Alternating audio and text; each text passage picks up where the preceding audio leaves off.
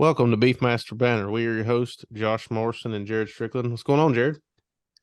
Well, enjoying the warm weather we're having. We got It's up ve- to like almost 80 degrees here today, so spring is starting to try to inch a little closer to us. oh yeah, it was 80 here today. I loved having the short sleeves on, and everything looks like it's trying to turn green a little bit, and it's got me a little concerned because I don't know about there, but in North Carolina in March we sometimes get a cold snap, and it's not fun. Yeah, especially with the stuff trying to bloom out and green up, it can set you back sometimes. But Oh, maybe we'll have early spring. absolutely. I hope you're right. Before we get started, I want to thank some show sponsors. Um, Lissy's Beefmasters is the first one. They've got multiple sales a year, and they've got one coming up here in March. Thank you to them for supporting us. Jones Beefmasters. Thank you to Mr. Clark Jones of they're in Tennessee. They have a sale in June every year. Be sure to look out for it. And the Southeastern Beefmaster Breeder Association. Thank you for supporting us. They have the convention and sale in August. Make sure you check it out. But Jared, we've getting into real close to breeding season. So this would be we thought it would be a good opportunity to get on here and talk about AI versus natural and maybe talk a little embryos here. We've got Lauren Lyssy with us tonight. How's it going, Lauren? It's going pretty good. How are y'all? Doing good. Doing good. Thanks for coming on again with us. The last episode you did with us was a really good one, and the way that I understand it, you travel all over the place breeding cows. Yeah, we try to do as much as we can.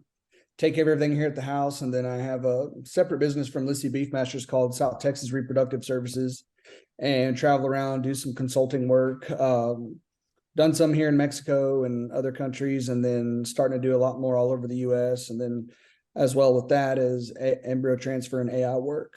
So try to do it all. Try to provide a really good service, well-rounded services to help, not just beef master breeders, but anybody in the cow and cow sector to try to revitalize their herd, maybe make some changes, or just try to fine tune some things to where they can get the most bang for their buck and excel their herd and programs down further up the ladder. Yeah, absolutely. And that's why we wanted you on tonight, because you've had a lot of experience doing it, and maybe we can help some newer breeders, or maybe have some new ideas for even some of the older breeders. Just getting into it, the different types of breeding. We've got AI versus natural. How does someone decide if which way they want to go with that, if they're just getting started? Where we start is just evaluate your cow herd and set some goals, easy targets to reach, whether it be just trying to phenotype your herd to a more consistent product, or if you want to add more carcass to your herd, things like that. Sometimes maybe you just want to tighten your calving window up to take it from a 90-day to 60, 45-day deal. So we kind of try to go out with clients and just establish some main goals of where they want to be in 2 to 3 to 5 years, and make sure they're achievable. Don't just set something too far out there that's unrealistic.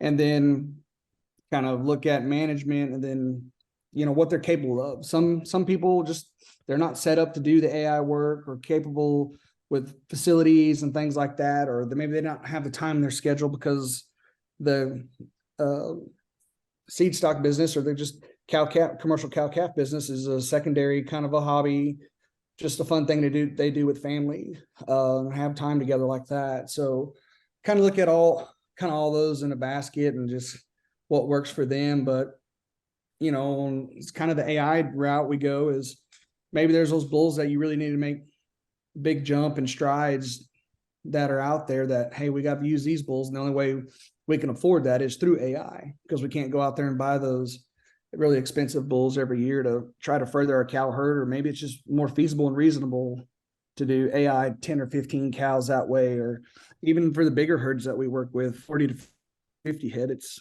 still the same thing. So it's kind of just sitting down, looking at all that and reviewing it, of what we can handle, what we can do, and then scheduling is really the the tough part we run into, is just everybody's getting busier and busier with their jobs and family time and things like that. So it's whatever we can work in and make do. I like how you mentioned one of your goals might be, say, shortening the calving season or something like that. I kind of bounce off that. Could you kind of explain maybe how that, if that's a goal, how AI may help that? Well, the thing is with AI, when we go in there and synchronize these cows, we can take whether it be 10 or 15 or 30 to 40 to 100 head, and we can set them up, synchronize them with different protocols and tools available to our use, and AI those cows in a certain window, and we're calving them out within a 2-3 week period. And then after that, you kind of kick out cleanup bulls to clean those heifers up or cows, because not everything's going to be 100% once we AI them. We're trying to shoot for, my rule of thumb is 50 to 75% is where I like to be. And then we'll let the bulls kind of clean that up. And we've taken some herds that we've worked with, commercial herds, and we've shrunk a 45 to 60 day breeding season from 90 to 120 days.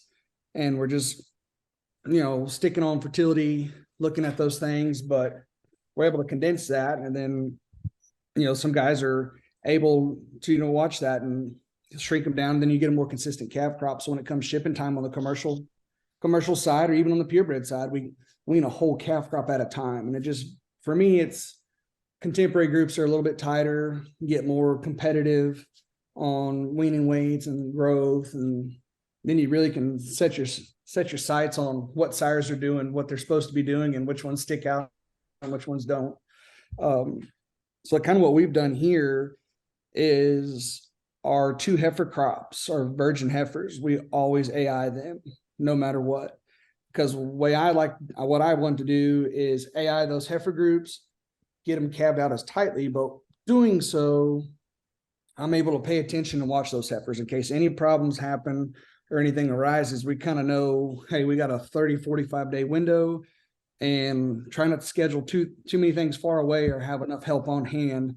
So if I'm out of town coming to y'all to do some things, I got Alyssa or my Uncle George or my dad, we're all kind of on guard and around of what's going on. So that's really the big benefit that I see, is you're able to plan a little bit more and be around. And you can even, in certain parts of the US and the world, get around weather, like in the up north, I don't care to be calving cows out in February, but maybe we hit that March, April deal and hit a tighter window, get them calved out before summer, and they turn out to big pastures to get those things calved out and kicked out. That's awesome. That's a good explanation there. One thing else I wanted to kind of hit on too, you're talking about getting 40, 50% as a good goal. You take somebody that, you're talking about buying expensive bulls. Well, let's say if you got kind of a 40 or 50 cow herd, and instead of having to buy 2 expensive bulls, you might buy 1 expensive bull and get by with only having 1 bull when you got 40 or 50 cows, because you get half your crop through AI. Correct. Yeah, I mean, it's important. And I think what else you said there, Lauren, was that's important is depends on where you're at. I mean, if you're in one part of the world, it's most likely not going to be the same in, across the country or even halfway across the country, north, south. It's going to be all in what your weather does, not necessarily what everybody else is. Right. And that's what's neat about the whole thing with embryo transfer and AI, is you can cultivate it and manipulate it to where it fits you geographically or your personal ranch goals. So, I mean, we've got a wide array of donors we flush, and we've got a wide array of AI sires we use, and even our own sires we still use. But we're able to manipulate that and mold them and put breeding pieces together to set us up for our personal success, to keep us in the business and try to stay on the forefront with utilizing certain genetics that maybe those guys didn't sell that bull, and they just made a semen sire out of them because they raised them and that's what they needed to do. And so that's probably the neatest thing about it, is it's how customizable it can be for producers out there to use. So I guess moving forward a little bit, I know you've mentioned a few things as far as traits you might want to have, but when you're making your breeding decisions on your bulls, kind of what are you looking for to say, hey, I'll need that bull right there?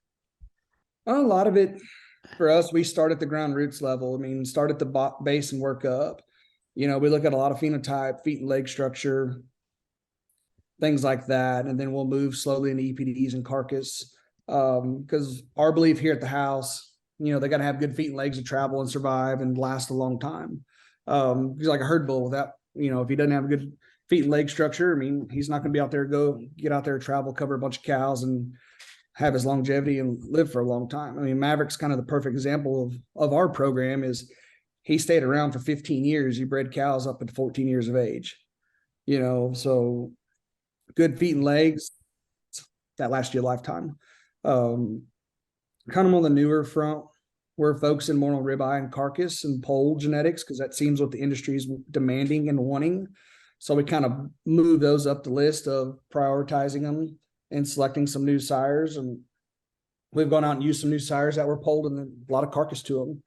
Phenotype, they fit our cows of where we try to use. And we have a pretty unique cow herd here that stems back 5, 6, 7 generations that we've raised and I've known my whole life. And there's some sires that we can't use just for phenotype problems, whether it be color that we don't want to try to push or bring along or recreate the color wheel in certain things.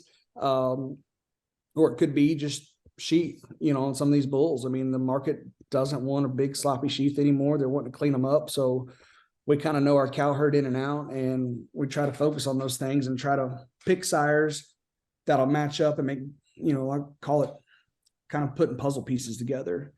And I think that's kind of a lost art in a way. I think of, there's a few things we do here that we'll make breeding pieces, and you'll hear me say that quite often. And it's maybe not the home run we're going to try to hit today, but it's going to try to set me up a year to 2 years from now to be doing those and making those crosses at work. And we're kind of set up in a unique system of breeding rotations here at the ranch of how we achieve those goals. I like that because I kind of feel like, that's, you mentioned there, that's kind of like you're using them as building blocks, may not be this calf, but the next one that you're thinking about down the road. And right. I think a good breeder is always thinking 2 or 3 generations down the road. We firmly believe that. And that's kind of, I feel like what's kept us in the business and set us apart from some of the things you see in the industry. If you're not always forward thinking, you got to, because that's when our production is going to be here. So a cow we bred today or transferred in today, those calves won't be born until November of this year, but it's a year from that to see them developed and scanned and kind of what they turned out to be. And then another year from that for her first progeny or his first progeny start hitting the ground at the earliest time. And so heck, we're 3 years down the road from decisions we made today. It's hard, and it's a great thing when it works. Sometimes when it don't work, you just take your medicine and move on because it takes so long to see if it worked or not. I mean, and the thing about to me, the beauty of AI is there's so many bulls out here now that what may work for me may not work for Jared, or it may, but you've got these options that you've got plenty of options. Stick them in the tank and make them work for you. Right.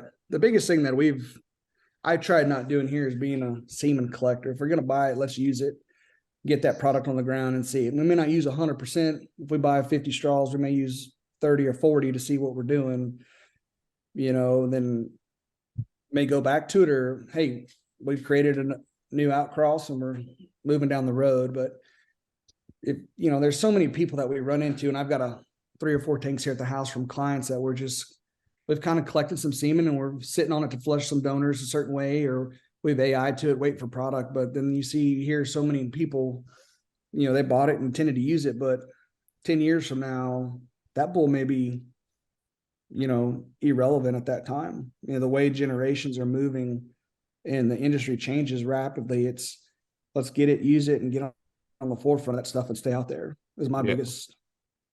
I agree with you. If it's in the tank and you're not using it, it's not going to do any good. No matter what you're doing, it's not going to do any good if it's not on the ground. I always tell my dad and George is that if they stay frozen, they ain't going to grow. So we got to use it. That's exactly right.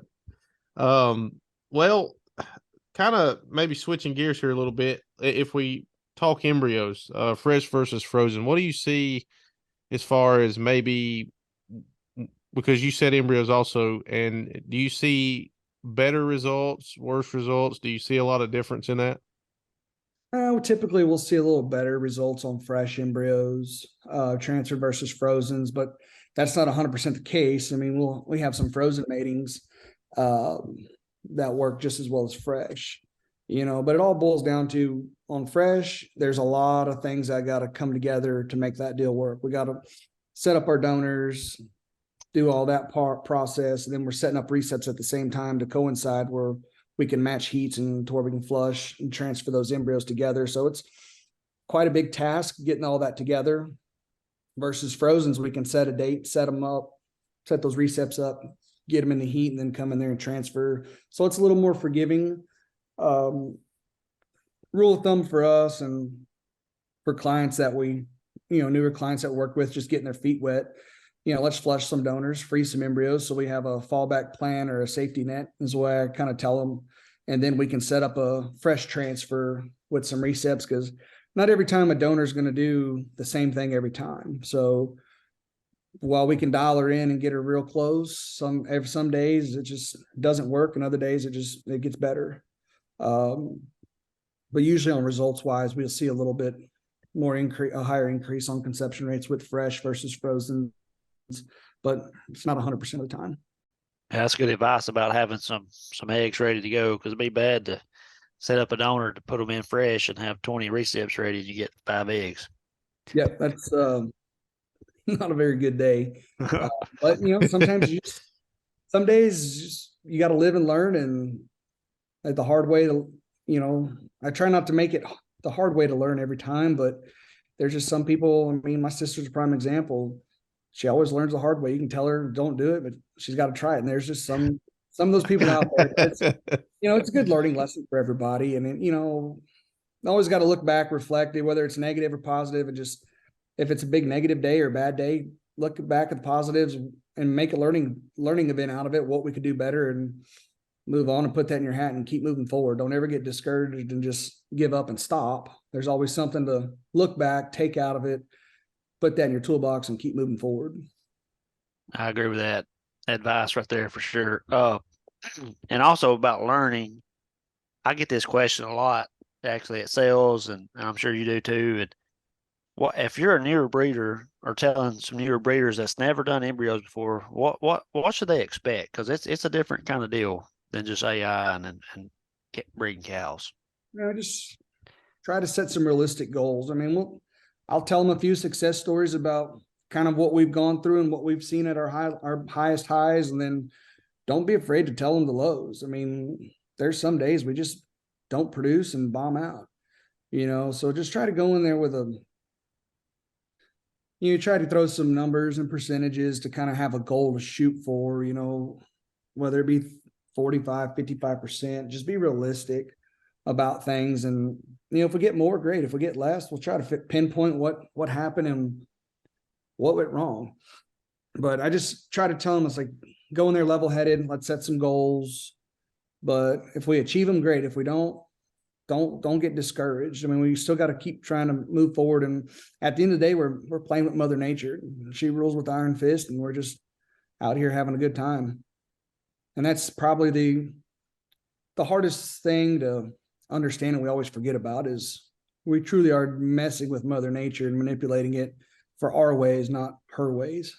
Well, and you're trying to, it's no secret. We're trying to kind of shortcut it to get more calves in less of a span, and things are always going to happen. That I remember we put in our first ones, we put in 10, and this is important to have somebody know what they're doing, because we put in 10 and we got 0. And you talking about a gut punch. I said, man, but I didn't know what to expect. We put them in, and that was the first time ever, and it kind of put a bad taste in my mouth, because I didn't know the world of embryos. We put some in this time around, and we still, we got a couple so far. We'll see what happens in 60 days or so, but it's a the highest highs and the lowest lows is probably the best way that I could explain it. Right. And it's hard to get new breeders and clients to understand is some days average is really great. You know, you look at pro baseball and, you know, be a professional baseball, you got to go 1 for 3 every at bat of every game, you know, and that's only 33%. You're considered a pro at that point. So when you kind of boil down the averages and all that, it just, some days just being 50% is you're doing really well, you know, and we all want to see that 80-90%. It makes us feel good. I know what the kind of money you put into it and passion behind a lot of it, but some days those days are very far and few between. That's right. I agree with that. So just to give some background on our experience, we've had them hit, 70, 80% and have them hit kind of like what Josh is saying, you don't get nothing. And it can be tough, but always be thankful if you hit that, especially on embryo transplant. If you can hit that 40 to 50%, take it as a win because you did pretty good. Right. And then there's a lot of it just on the great days you have, look back and try to replicate those, just repetition. You know, our biggest concern when going into a herd is what's their management, what's their fertility on the recip side. You know, and your management can make me look like a pro at my job, or it can make me look really, really bad. You know, and there's a lot of things, fundamental things that we can do correctly, but one thing can throw the whole thing off. And it's just got to try to minimize the uh-ohs and the oopses and try to make everything hit.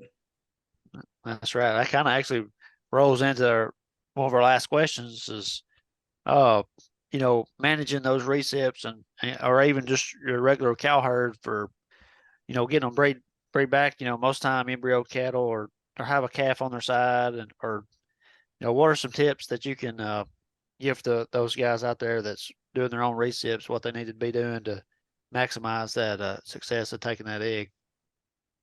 I mean, for us, we're real big on mineral programs. You got to have a good mineral program. I mean, their daily vitamins and minerals are no different than us taking ours.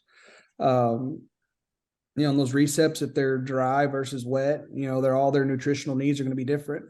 If you got a set of pairs out there, we're got 60-day-old babies, we got to make sure we got enough supplement in front of them, whether it be you're haying them and cubing them, got plenty of winter grazing grass, things like that, because they got to provide for themselves and that calf and be in great enough condition to where they can accept that egg, conceive, and start making that new pregnancy in the belly. And our biggest thing is just make sure we got enough forage. If we got a supplement, we do with different ways, whether it be liquid feed or grain in any sort of way. But real big on mineral. You got to have a good, solid mineral program. To me, that starts your foundation to build off of on your herd health. So we here at Lyssy Beefmasters are real big on that. And that's one of I think you can change a lot of things just with simple ease of a good quality mineral. You don't have to go out there and spend $100 a bag, but if you're spending $10 a bag, it's probably not up to snuff of where we need to be. And for y'all's area, it may be different type of mineral y'all got to feed over there. So, if you got breeders that are doing embryo work or AI and they're having good success, maybe talk with them and don't be afraid to talk and bounce ideas or look at other people's management strategies that are close in a geographical location where you're at. Because it could be something so simple as just changing a different management practice of what you're doing versus what they're doing, or simple things like that. It's hard to be specific of what you need to do. It's not just black and white because every ground's different. Some people fertilize more than others, and grass quality and management styles are a little bit different, but our biggest thing is mineral. You got to have a good quality mineral to set yourself up for the first step in success, in our opinion. Yeah, I agree with that.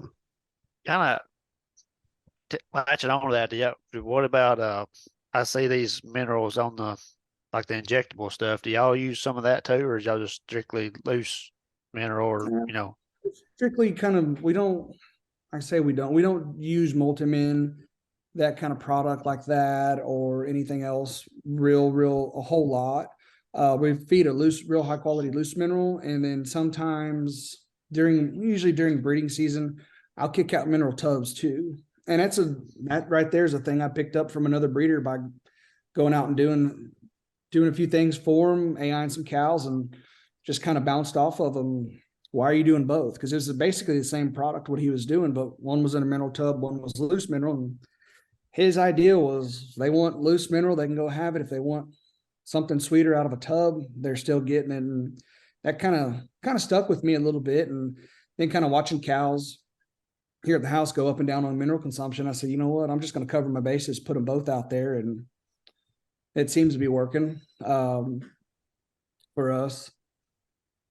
But for as a injectable mineral type deal, now client cows I get in that come to the house here to set up and flush or AI, and I don't have any history on or know anything about, we'll utilize that product to kind of catch them back up and get them stabilized and kick them out, to help us set ourselves up for that more successful opportunity there. And that seems to work.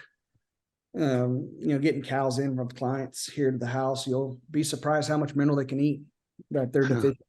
Yeah, especially if they've been lacking for it. Right. It's kind of surprising. And, and it just kind of, that's one thing you just see it, report it and tell them and try to fix that little management tool when they go back home. And sometimes just that little bit of adjustment makes a whole heck of a lot of difference on your results. Yeah, absolutely. Well, we do want to thank you for being a show sponsor. You were actually one of the first ones to step up and say, hey, we like what you're doing, and you guys wanted to sponsor us, and it's much appreciated. But with that being said, with your sale coming up here in March, tell us a little bit about it. Oh, well, a few years ago, we decided we're always real big, trying to be on the forefront of the industry and trying new things and different things. And we came up together to have a frozen genetic cell online sale and just test the waters. And it's been a real successful marketing tool for us. And so we've kind of turned it into a biannual thing every year. Just another way to get semen out on our herd sires, and then embryos. Because we're real big, and we do a lot of embryo transfer every year, twice a year, big fall and a big spring deal. And it's just another way of, instead of waiting every other year for our production cell, we tried that. And like all the embryos we're going to sell this March on 15th and 16th, those are actually all embryos we pulled out and froze of our fall transfer. So there's everything that we just transferred back in December. So it's the most current and up-to-date genetics and mating pairings that we're put together. So, and that's one way I always tell everybody, I said, the quickest way to our program is through our embryo tank, and we're going to put the best we can out there to ensure your success. So and that's where all these embryos are from. And then we've coupled with trying a new thing this year. We're going to sell 1 herd sire prospect and 4 open heifers ready to breed. So we'll try some new things, a little different to get a little more genetics. And those heifers we picked from, 3 of the 4 are, let's see, I say 3 of the 4. I think 4 of the 4 are all out of our ET program. So those are direct results of embryos that you can buy to produce that quality of animal and those diverse genetics. So it kind of goes hand in hand, I'd say. I've looked at them online. They're really sharp heifers. Thank you. They ought to do really well. And that's also, you get to see the product right there, right in front of you before you even have to buy the embryos. So definitely feel confident in getting them, because you already got an example right there. Right. And that's kind of, I guess, where I get off on some things, is just putting those genetics together and see what comes out 9 months later and keep running down the road. And I think that's the nerd of my scientific side coming out. Well, it's obviously working, and I'll be curious to see how the live lots do. I mean, I feel sure they'll do great, but it's something completely new. I'm going to be interested to see just how good that does. Yeah, I think we've seen it all on the club calf side, and we got a few Charolais and stuff we mess with, but those other breeds are doing it. It's real successful, and I thought let's try it and see what it does. But I think that's the future, and maybe easier for some smaller breeders to get together and have little mini production sales online, and to where you can showcase, you and Jared could get together and put 10 or 15 lots together and have a little mini production sale once a year, every other year type deal. And so I think that's kind of, I don't know if it's going to be the way of the future, but I think we're going to see a lot more of it in the future. Just because I think our lives are getting busier and things are getting more hectic, but with the internet, everything is a lot more easier accessible and things like that. Yeah, I agree with you. I agree with you there on that too, because I've noticed a lot of on other breeds, they're really doing a lot of those type of sales. Right. Yeah. Well, we are pretty much completely out of time. But Lauren, we appreciate you coming on. Thank you for sponsoring our show. It does mean a lot that you all believe enough in us and like what we're doing enough to sponsor it, and it's really appreciated. Yeah. Anytime, we're always here, and don't be afraid to call, click, or text, and we'll help out in any way we can and move the breed forward. Absolutely. That's what we're here for. All of us. So, but again, thank you for coming on, and we'll see y'all on the next episode. Yep. Y'all Appreciate need it. anything. So. Well, we want to thank everybody for listening to the Beefmaster Banner podcast. Please know that we are on Apple Podcast, Spotify, and we are on YouTube. Just search Beefmaster Banner. Please like, share, comment, and subscribe. We love hearing from you, and we'll see you on the next episode. Thank you.